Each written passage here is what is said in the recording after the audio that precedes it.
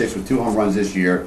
They took him out of the game. There's something about he was trying to approach 2 young ladies at the game, sign baseballs or sign the baseball over saying, I would like to have your phone number, take you out, da. And then 9th inning of a game 1.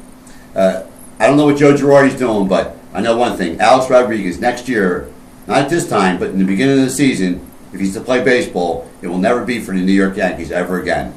He's fed up with it.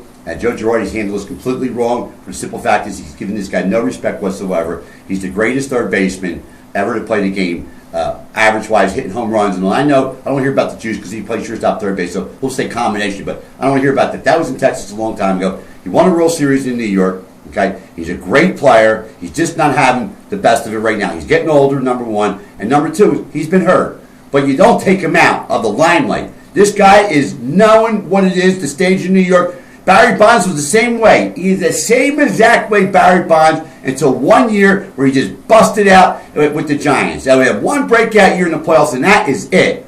Okay? When you got guys like Alex Rodriguez, and you lose the game 2-1, Rodriguez not playing in the whole game, maybe a pinch or something like that. I got disgusted when I was watching the presidential debate. Even got disgusted with that. But that's beside the point. And not having Rodriguez in there. Something's wrong with Joe Girardi. And I really do send my condolences out to Joe's family because I know his father's died. But I think maybe that messed his head up so much.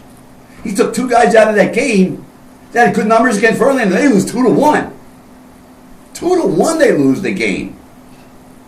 To me, Joe Girardi's mismanaging his team. Ibanez, oh yeah, I can't say nothing wrong with Ibanez. He had hit 3 pinch hit home runs in the playoffs so far. So that is absolutely fantastic. 2 pinch hit and 1 in the 12th inning to win a game. But he was a pinch hitter in the game. He just happened to stay in the game because he pinch hit for Rodriguez. It worked 1 time. So I figured, well, let me just keep on trying. But when you take Rodriguez out of the game, you're going to pinch hit Eric Chavez? No. He might not go to the Hall of Fame, Rodriguez, because he did the steroids. Without the steroids, he's a definite Hall of Famer. He really didn't need it because he's still a great ball player. And if anybody thinks he's not a great ball player, then they're out of their minds and they're just haters of Alex Rodriguez or the New York Yankees, or they're jealous. But I can tell you one thing. They got a better chance to win with Rodriguez in that lineup than if he's not in that lineup. And I think Joe Girardi has mismanaged this series here going down 3-0. It worked out 1 time when he pulled the switches and Ibanez hit that home run for Rodriguez, then he hit the home run in 12th inning and they won the game. But it's not going to work every single time. You can't expect that guy to come up every time he hit a home run as a pinch hitter. They put him in the lineup. He didn't do much.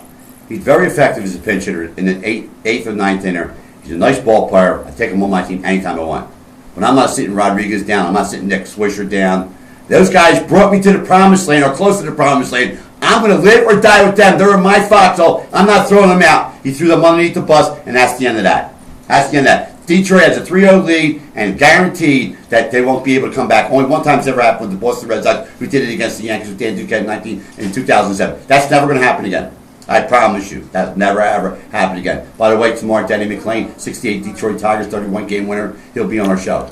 How about that? It could be the old 1968 World Series of Detroit and St. Louis Cardinals. All right, that's my rant for today. I'm not even going to talk about the Eagles and Castillo. Forget about it. He's fired. It's over. Bowles is in here now. Rendell, the Gov, he'll be on the show on Monday, 5:15. Tune in. We'll talk about the Philadelphia Eagles. Then tomorrow, Seth Joyner. We'll be talking about the Philadelphia Eagles with Seth Joyner also, as we have a jam-packed show for today, tomorrow, the next day, this week, next year, whatever it would be. Artie Clear's going national, going on top here on Wi-Fi 1460. Okay, thanks, Rick. That's the